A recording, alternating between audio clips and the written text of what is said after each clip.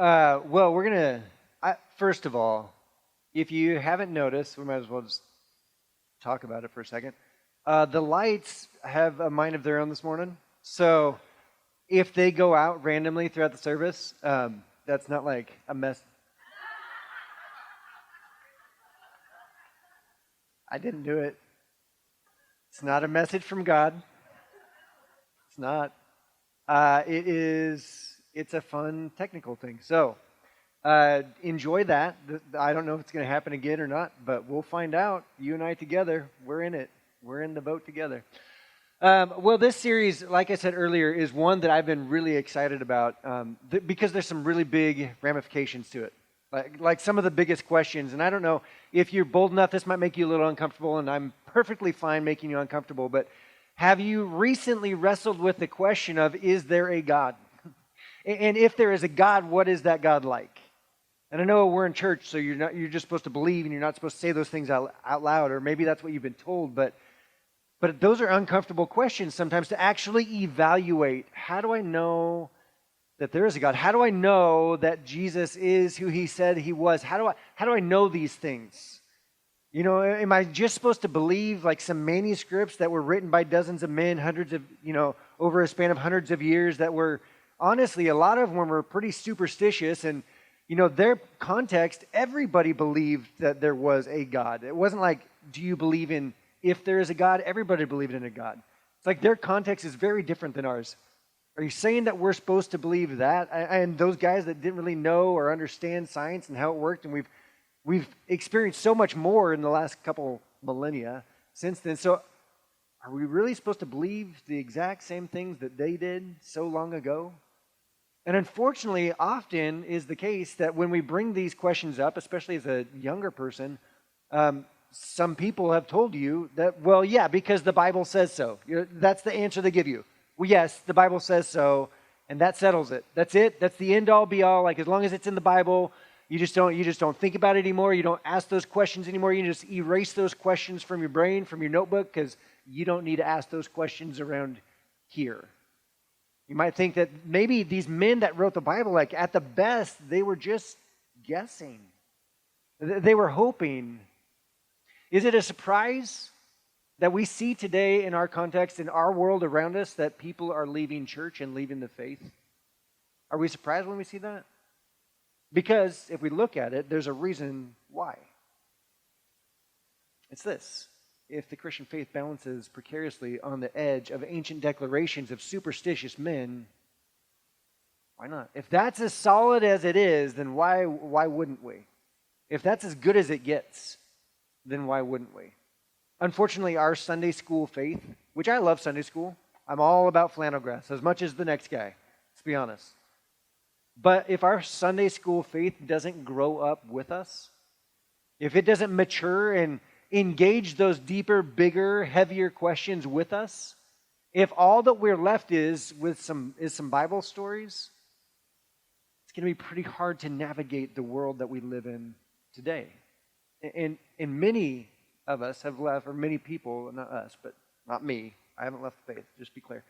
But many people have left the faith because they haven't been able to fully navigate bringing those two pieces together. Now, if I'm honest here at Canyons Church, and I can't speak for all the churches, but we want your doubts. We want your questions. As difficult, as messy, as heavy, as hard as they might be. And I'm going to be honest with you, I don't know the answer to all of them. But I will engage with you on them. And we can work some things out. Because the goal at Canyons Church is not blind faith. The goal is not at the end of the day for you to just say, well, you just got to believe. Here's a really hard question. Well, you just got to believe. Well, you just got to have faith. You just got to believe. That's not the goal.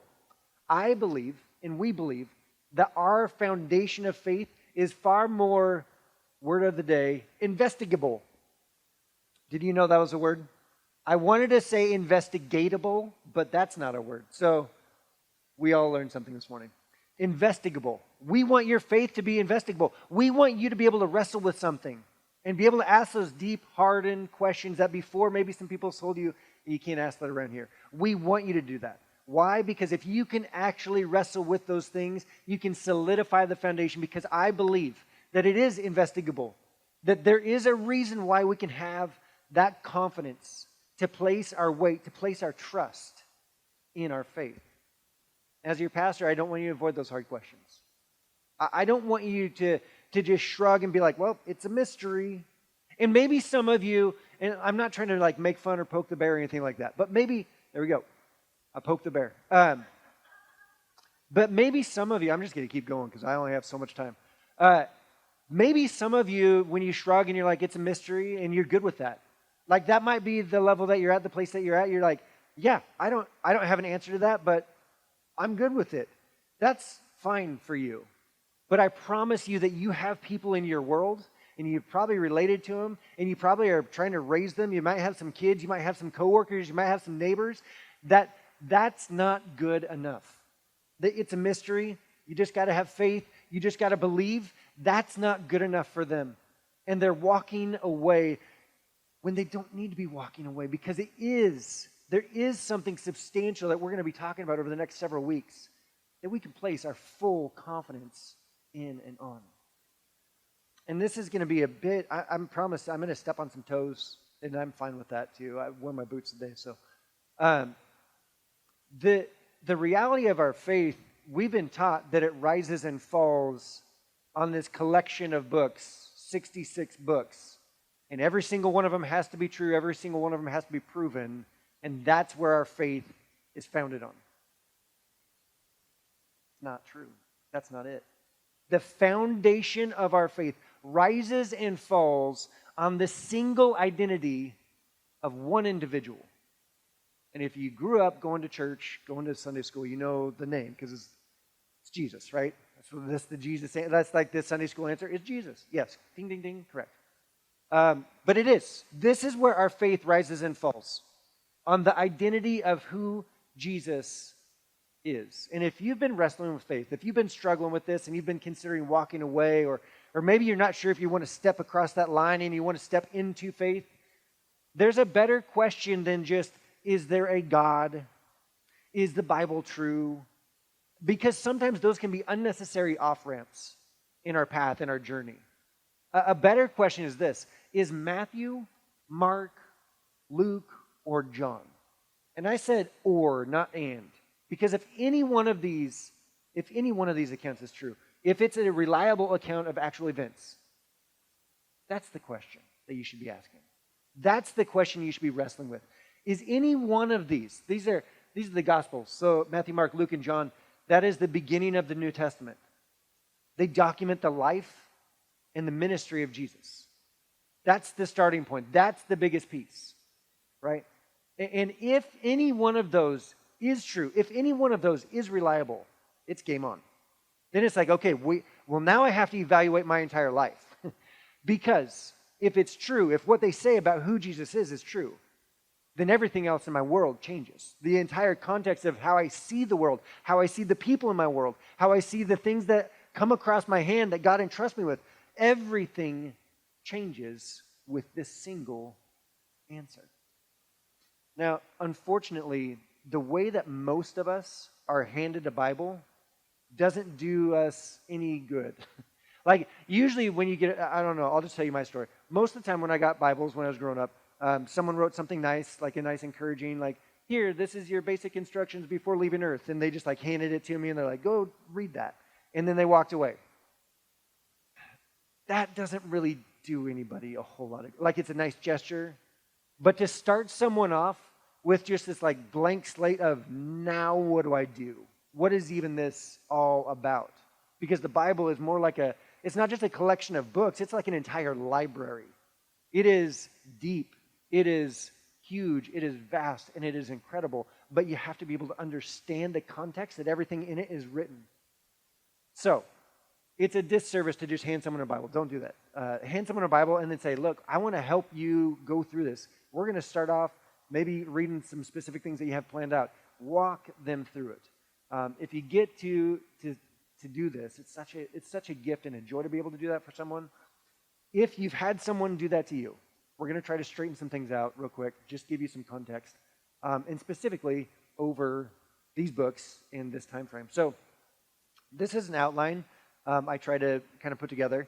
Essentially, you have the first century, and in that first century, you have an event, a movement, and then all of it was documented. And this is kind of the documentation of it: Matthew, Mark, Luke, John, and even Acts. And Luke actually is the author of both Luke and Acts. He wrote both of those. The first four, Matthew, Mark, Luke, and John, like I said, those are all about Jesus' life and his ministry. Acts is actually what happens after Jesus ascended to heaven, and the Acts of the apostles and what happened with this fledgling ministry and how it grew against incredible odds. But this event, if you wonder, like, well, what's the event? Most of us might think, like, oh, it's probably when Jesus was born. Like, that's a logical starting place. That's not the event, though, that launched everything. The event that we're talking about that launches everything, that changes everything, was actually the resurrection. The resurrection launched the movement, right? If this didn't happen, if the resurrection didn't happen, there would not have been a movement. The resurrection substantiated the claims that Jesus made throughout his ministry, that he was the Son of God, that he was the Messiah.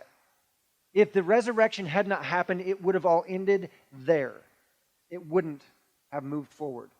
The movement, also known as the way, this became what we talk about as the church, what Jesus called the ecclesia. This is a gathering of believers. It's not about the building.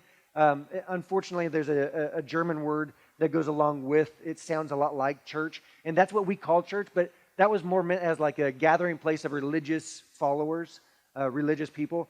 But the ecclesia is the gathering of believers, the gathering of people that believe in Jesus. That is what Jesus started. That is the movement that happened. So this movement becomes the ecclesia, becomes the church. You can go back to the last slide, Larry. It's all right. We're doing all kinds of stuff this morning. But this happens when it's documented, right? So as this movement grows, as it moves forward, it's documented by these guys, Matthew, Mark, and John, actually. Luke comes along. We're going to talk about Luke in a little bit. But Luke comes along later. He interviews people that were there, that were eyewitnesses. So he's not quite the same as the rest of them. It's an important distinction. But all of this happens in the first century. The event, the movement, documentation. This all happens in the first 100 years. In fact, it's likely that it happens all before 70 AD. Because in 70 AD, the temple is torn down. It's destroyed.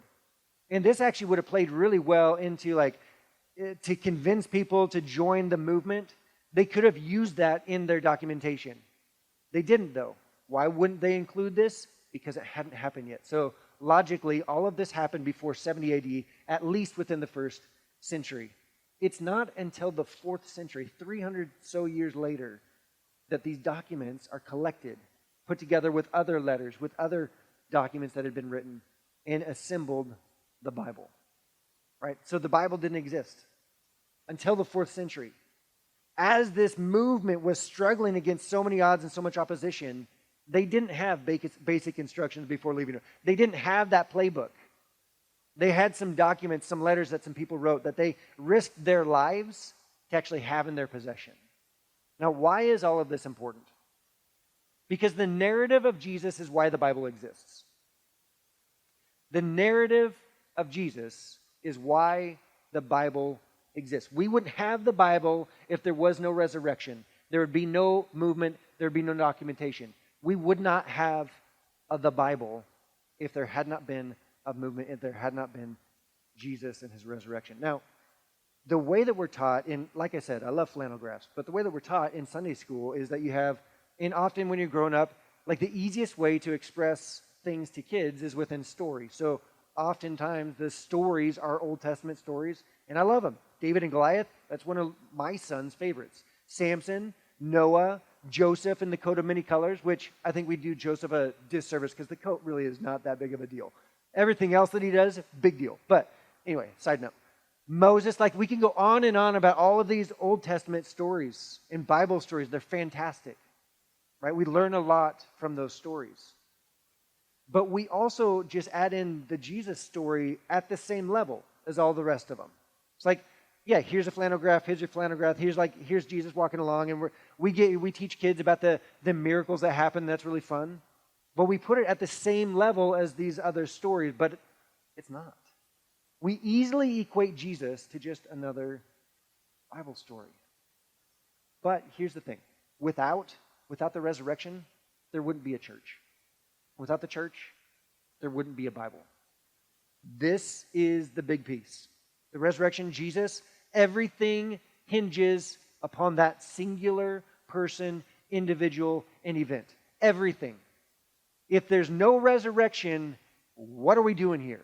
Like, we should have slept in this morning, honestly. Like, okay, yes, there would be Jewish scriptures. You're like, well, what about the Old Testament? Yeah, there would be Jewish scriptures.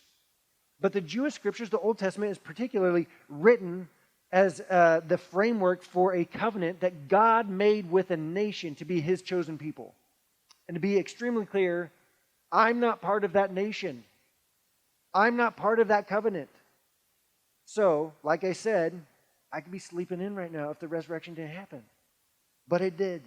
We're going to talk about it the next several weeks, next month and a half. The Bible documents, though, the Bible documents were written. They were protected with their lives, right? So these men experienced something. They saw something. They wrote it down because they understood the gravity of it all. They're like, I have to document what's going on here. They wrote it down, and then they protected it because they would have been arrested. They would have been beaten. They would have been potentially killed just by having possession of these documents. So they protect them, they go on, and they keep them safe for about 300 years, and then eventually it becomes safe for these documents to come out of hiding, for these people to come out of hiding. We'll talk about that in just a little bit. But it's only because of the resurrection. That's the whole main point here. It's only because of the resurrection that these documents even existed. If one of these documents, if one of these accounts, if in any single one of them is reliable, it's game on. It's like we're ready to go. We have to evaluate our life at that point from moving forward. Throughout the series, we're going to be looking at one individual, one of those accounts. We're going to be looking at Luke.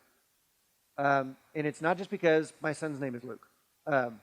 That's why he's named Luke. But we're going to be looking at the account of Luke. And like I said earlier, Luke is interesting because he's a little bit different than the rest of them. Luke comes around and he actually investigates. We're going to look at this. He investigates thoroughly all of the incidents, all of the moments that happen. He interviews all of the eyewitnesses to get this bigger, broader picture. So Luke is named appropriately for Luke. He wasn't a disciple of Jesus, but he knew all of them. He interviewed him. He talked to him. He knew the brother of Jesus, James. Imagine this. James didn't believe that Jesus was the Messiah until after the resurrection. So what would it take for your brother to convince you that he was the Son of God? The resurrection, right? That if we're honest, it's like I would need to see you tell me that you're going to die and come back from death and then do it and pull it off. Then I might consider that my brother is the Messiah. Jesus did it. James saw it. James believed. So, big point. But the most important thing, think about this. What's the most important document or anything that you've ever written? Like maybe it was a letter, maybe it was something for college, maybe it was something for work. But the most important document, the most important writing that you've ever done in your life, what was it? You don't have to say it out loud. But that first sentence, like the very first part of the most important thing that you've ever written, pretty big deal, right? Like you spent some time on it. When we adopted Luke, we actually spent some time building this booklet of I don't know, it's kind of weird, but to market ourselves, to make ourselves look like we would be trustworthy people to have a child. And so I had to come up with what we were going to write in this book. And it wasn't a lot of words, but I spent a lot of time on those very small sentences because every single word comes into play. It's going to cause the reader to feel or think something. So every single detail is important. Same with Luke. That first sentence, it sets the tone for everything. Luke's first words we often miss. We read right through it. We're just like, okay, we're going to get started and read Luke. And we just start breezing through all the verses and all the words. And we breeze right on by some incredibly important historical context of what he was actually writing. He anchors his research about Jesus to a very, very specific time period we're going to talk about next week. Even the first word, though, carries extreme relevance. So Luke, chapter 1, verse 1, he writes, many, not once upon a time in a land far, far away. He writes, many Many have undertaken to draw up an account of the things that have been fulfilled among us. Now, how many is many? Is many 4? Is it 40? I can't tell you, but many is many. Like there's a lot of accounts written about this moment in history, this man that they followed, this man that they documented, Jesus. Let me ask you a personal question. About 100 years after you die, how many accounts are going to be written up about you? Not many. Not many. Probably not any, to be honest with you. Like it's probably not going to happen. And if you look historically at the other people that were alive at this time that were contemporaries of Jesus, Tiberius Caesar, pretty big deal, right? The reason why we have an account is because there's a bunch of smaller snippets of different things that were written about Tiberius Caesar that we put together to get an understanding of who he was and what happened during his life. You've heard of Pilate, possibly, especially around Easter time. We talk about Pilate. Pretty big deal in the government, in the Roman government. 0. No accounts about Pilate. Herod the Great, right? I mean, he literally has the Great as a nickname. You would think that there'd be a lot of things written about Herod the Great, a lot of accounts of this really, really important man that did incredible things at his time. 1 account. 1 account. Now, if you look contextually again, as far as the rest of the world that was happening at this time, how many accounts do you think that would be written about any other ancient peasant, crucified criminal, first century rabbi? 0. There aren't any other accounts. There's stories, there's like bits and pieces, but there's not like a full account of any one of those men in that category or in any of those categories. So here's the question. Why? Why would Luke? Why would so many others put forth the effort, the expense, the time, the energy to detail this day laborer turned rabbi that was arrested and crucified by the Roman government? Why would he do that? Why would so many others deem this a worthy cause to get behind and potentially risk their lives in doing so? Why so many? Because something extraordinary had happened. It's the only logical conclusion. They didn't do it to profit because everything was taken from them. They were risking their lives by doing so. It was costing them something to do so. Something extraordinary had to have happened for many. Why so many? Because it wasn't just extraordinary, it was something good had happened.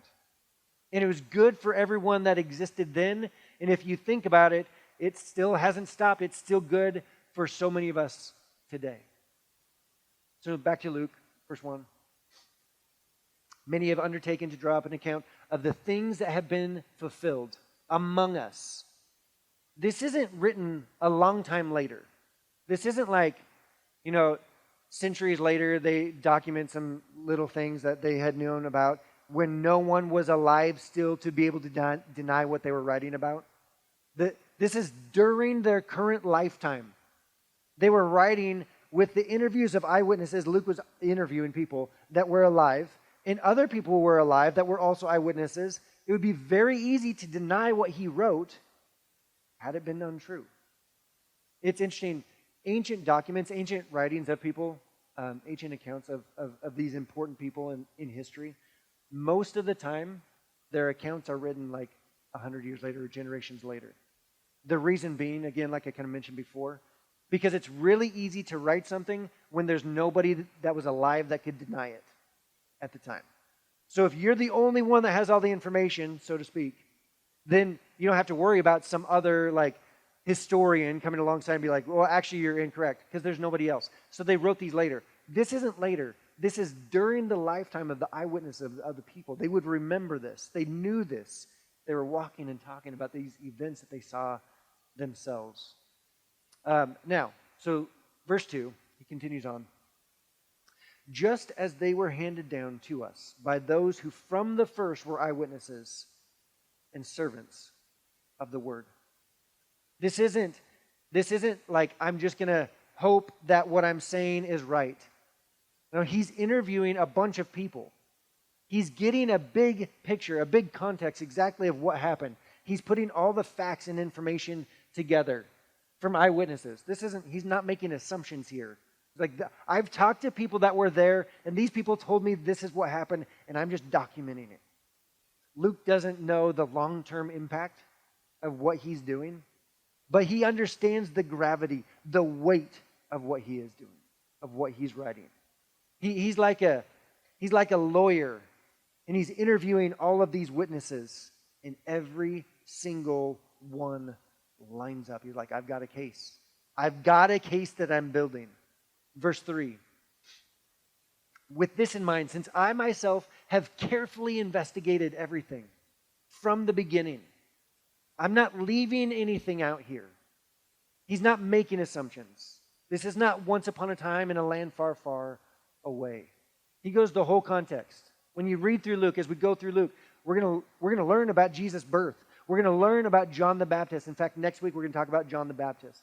We're going to get the full context of exactly what happened with Jesus in his life, in his ministry, from eyewitnesses. This is real. This happened. This is not a Bible story that you just put on a flannel graph. This is something so much more than that. He says, I too decided to write an orderly account for you.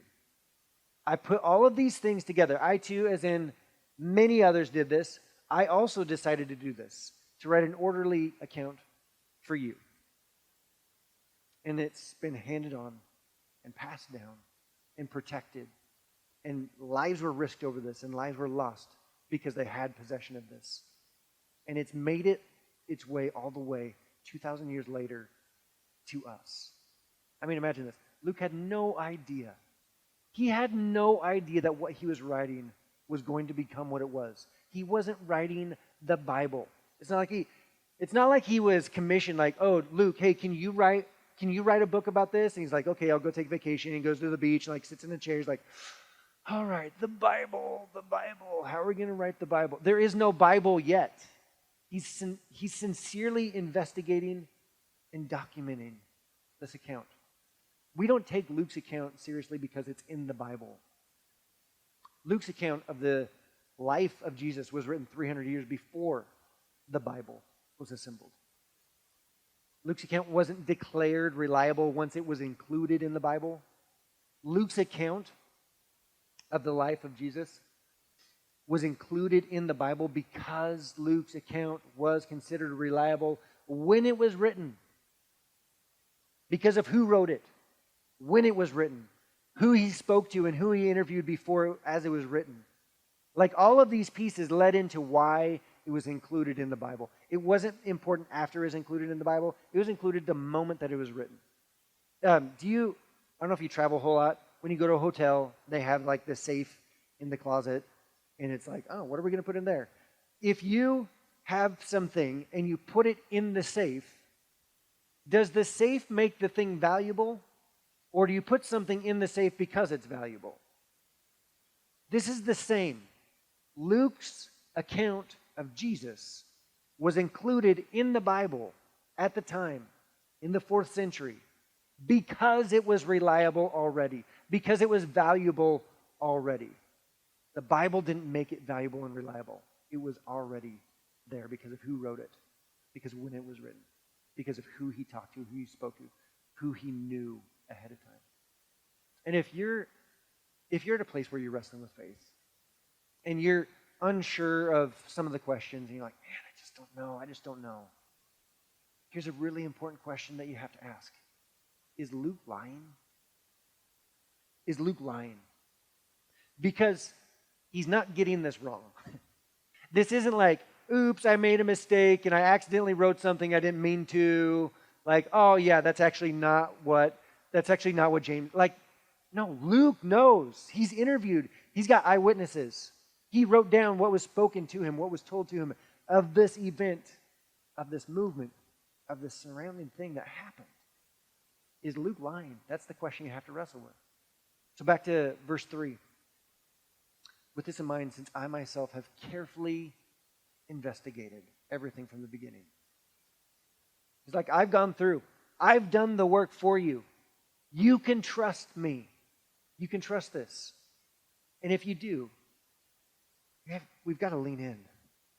We've got to lean into this and decide what this means for our life. Because after Luke wrote this, he believed it himself. He believed it so much that he was willing to die for what he wrote. Have you ever been willing to die for something that you wrote? Thankfully, we don't live in a world right now where we have to worry about that. That's not our context. Luke decided it was worth laying down his life, risking his life, for this account to be known because he believed it.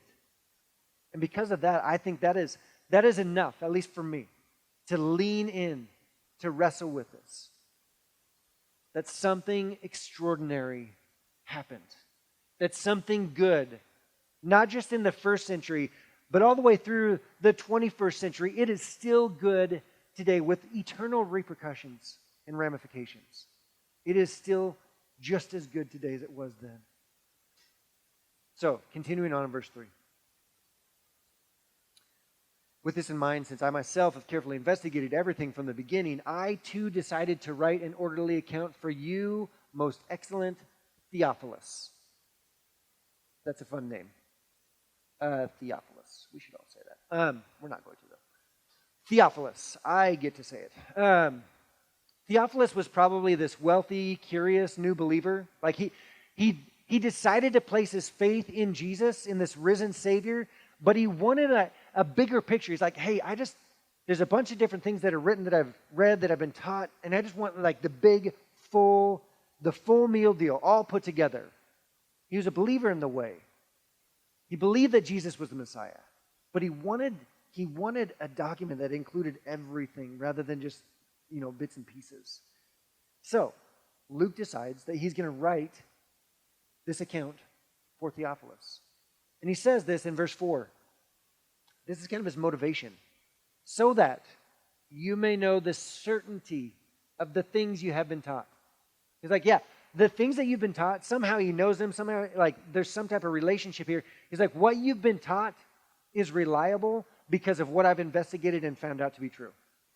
Everything that you've been taught, you can place your weight on. You can place your trust in. Because what I've found has found that this is reliable. That you can trust it. That there is certainty in it. You notice what Luke doesn't say? Luke didn't say, you just have to have faith. Oh yeah, Theophilus, you just got to believe. When you worship... I'm not going to sing that. He doesn't say those things. He says, you can trust this. The information that has been handed to me by the eyewitnesses. And by the way, they all were willing to risk their lives because of it.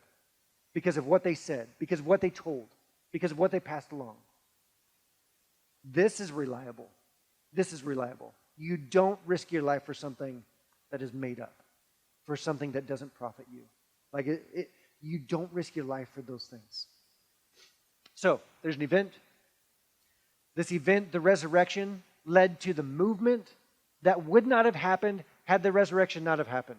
This movement of men that decided all of a sudden, the rest of my life is going to be dedicated to other people finding out about this event. Singular. One thing. This is what they wanted everybody to know. That Jesus claimed to be the Messiah, died, told everybody, I'm going to die, I'm going to rise again, and then he did it, and that started the movement. This movement, people documented because they were so involved in it. These men that were there, that were eyewitnesses of everything, and even before the event, wrote these documents down, and then in the 4th century, it was collected and became the Bible. Luke didn't know that he was writing one of the 4 Gospels. He didn't know that this was going to be a big deal. He didn't know that it was going to be meticulously copied down, that it was going to be passed around, that it was going to be memorized for fear that if they actually had the document that their lives would be in danger. He didn't know that it was going to be taught in ecclesias. He didn't know that 2,000 years later, what he wrote would be talked about across the entire planet. He didn't know any of that. But what he knew is that he had to do this. He was compelled to do it. And the movement grew. And as the movement grew, it became more and more well known to the people around them. And as it became more well known, the opposition to the movement grew as well. The temple wanted it to be wiped out. The Romans, they wanted it to be removed. Luke was demonized. It was collected, it was burned as much as possible. And in the late 3rd century, there's an emperor. His name is Diocletian, which is another great name. Emperor Diocletian. He took it on himself. He's like, I want to remove this movement. The way needs to be gone. It needs to be over. And what he realized is he could not get rid of the movement if he did not get rid of the literature and the accounts that went along with the movement. So he took it on personally to remove every last document that was out there. And he tried real hard with the full force of his authority and power that he had. And what he found out, it was already so well documented and so passed out, and everybody already had copies of it, and they were willing to risk everything in order to protect it, that he could not. It was impossible for him to remove it all. He could not end the movement, even though he had all the power at his disposal. It's very different from the other pagan religions at the time. I mean, the pagan religions, they didn't have literature like this. I mean, you just showed up to your regional temple, you made a sacrifice with the priest that was there, and you hoped that was good enough. What Emperor Diocletian was looking at, this was completely different than anything else that he'd seen or experienced. Christianity survived this because of the incredible brave individuals that decided that it was more important that their peers, that their kids, that their grandkids, that generations following had this information to be able to believe, to be able to understand. It was more important that they had access than their own lives. They sacrificed everything in order that this could be passed along to you and to me.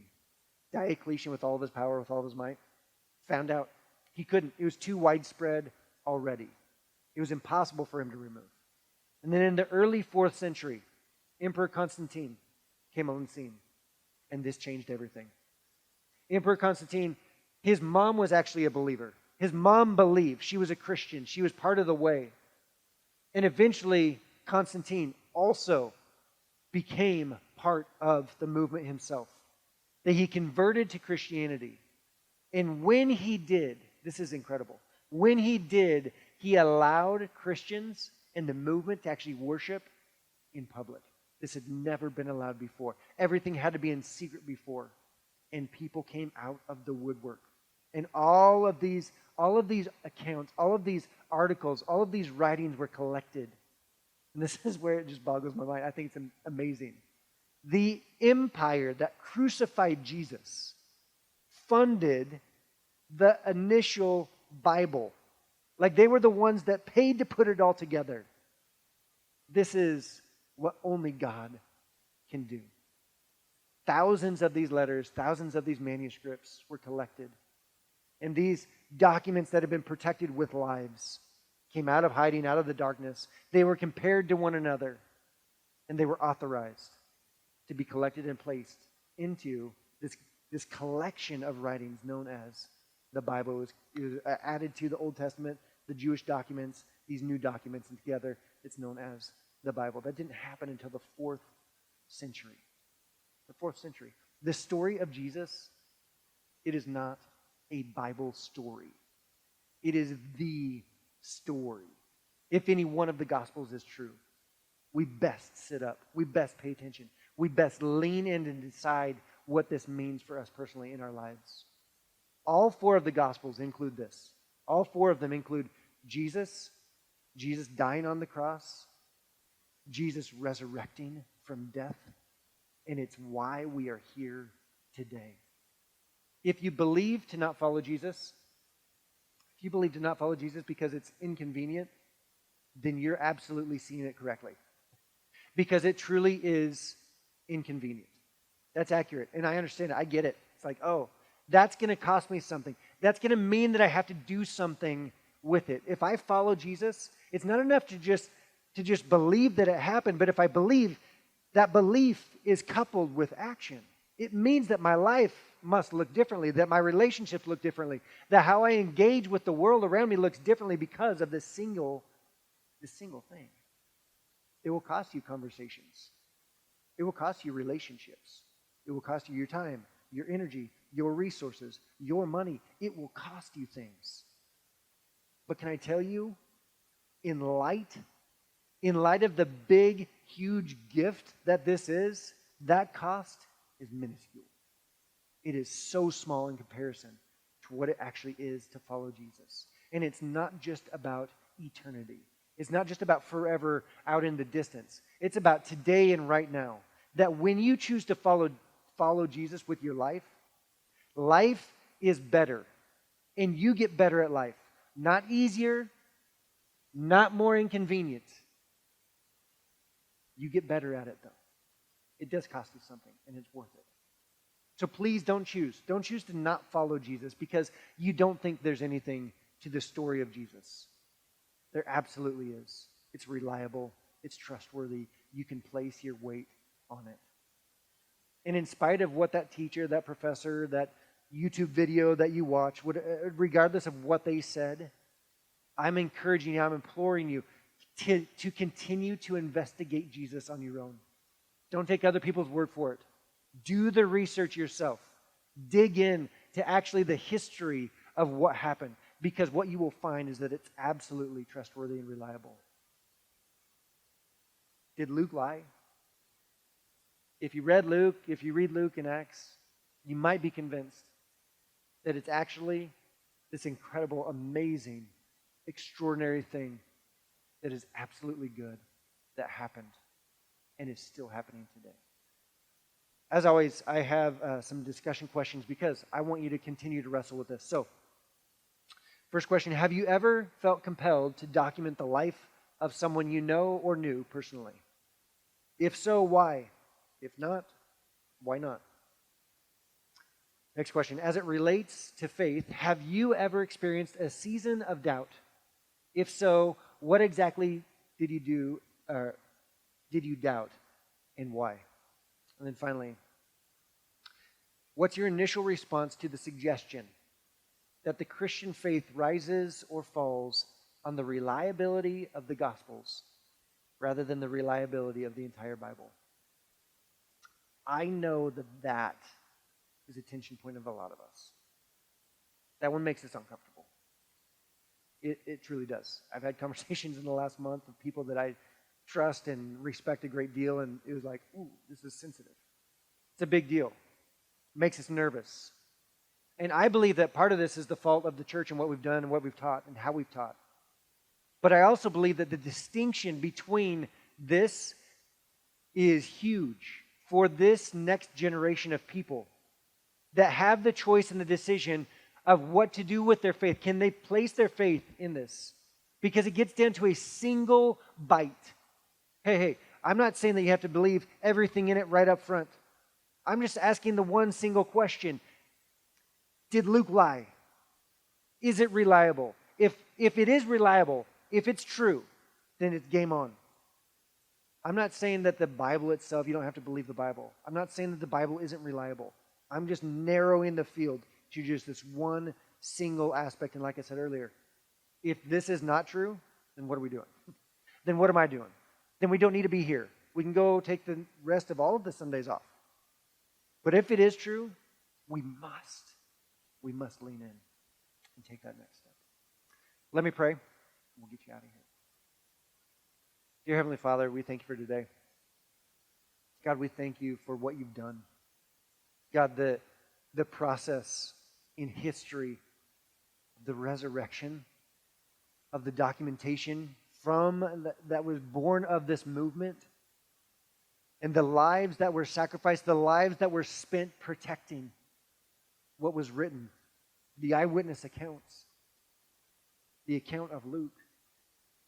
God, we thank you for the gift that is. I pray that we would recognize that the gift that is, that it has survived 2,000 years to make its way into our hands. That is so incredible. God, I pray that we would investigate ourselves. I pray that we would look with open eyes, that we'd ask the big questions, that we would wrestle with with this discussion of faith because it is too big to ignore. It is too big to avoid. God, I thank you that you are, at the end of that wrestling, at the end of that discussion, what we will find is that you are trustworthy, that you are real, that you are near, that you love us, that you are for us, that you are with us. God, we thank you for that. In your name I pray. Amen. Thank you for being here with us. We'll see you next week for part 2 of Investigating Jesus.